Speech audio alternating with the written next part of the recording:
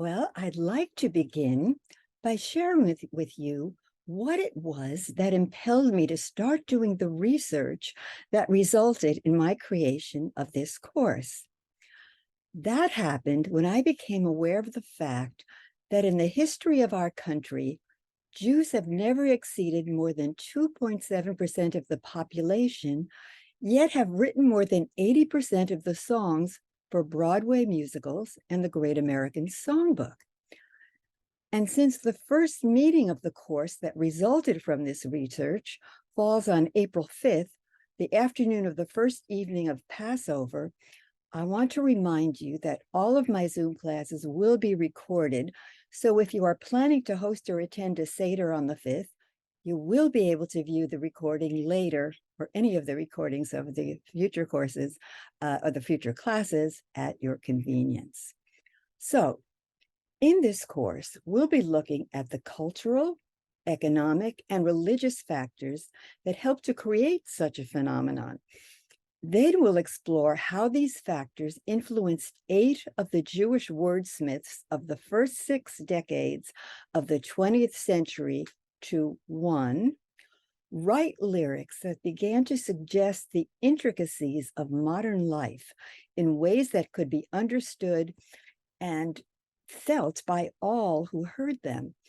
And 2, to hone the craft of lyric writing into an impeccably and inventively rhymed art form that, in my estimation, raised lyric writing to its highest and most refined form of expression, which was ultimately brought to its pinnacle by Stephen Sondheim, who built on what his predecessors had achieved.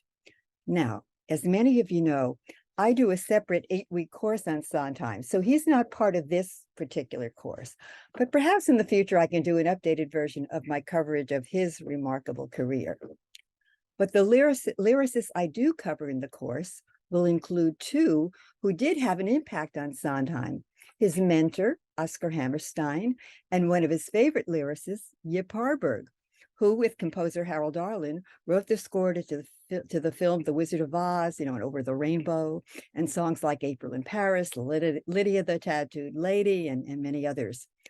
Also included are Lorenz Hart of Rodgers and Hart fame, Ira Gershwin, Dorothy Fields, the first and only female lyricist inducted into the Songwriters Hall of Fame in the first half of the 20th century.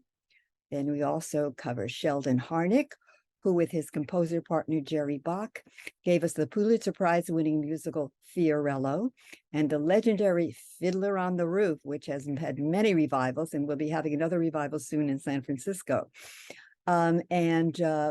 We'll cover Alan J. Lerner of Lerner and Lowe fame, the team that gave us My Fair Lady and Camelot and a couple of other great musicals.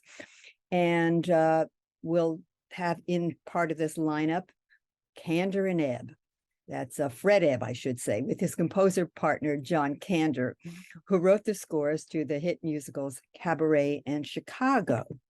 What's more, I'll be showing at least 15 videos per class of performances of the songs of these verbal virtuosos by both celebrated and unknown but supremely talented singing actors. And several of the songs will be sung by the lyricists themselves, who will also explain why they wrote them. And I may even warble a couple of the songs myself here and there. Also, some of the songs I've included are rare gems that were cut from the musicals for which they were intended before opening on Broadway, but are way too good to go unheard. So I invite you to join me and prepare to have your brain tickled by the wit and your heart melted by the poignancy of these Jewish word wizards of Broadway. Thank you.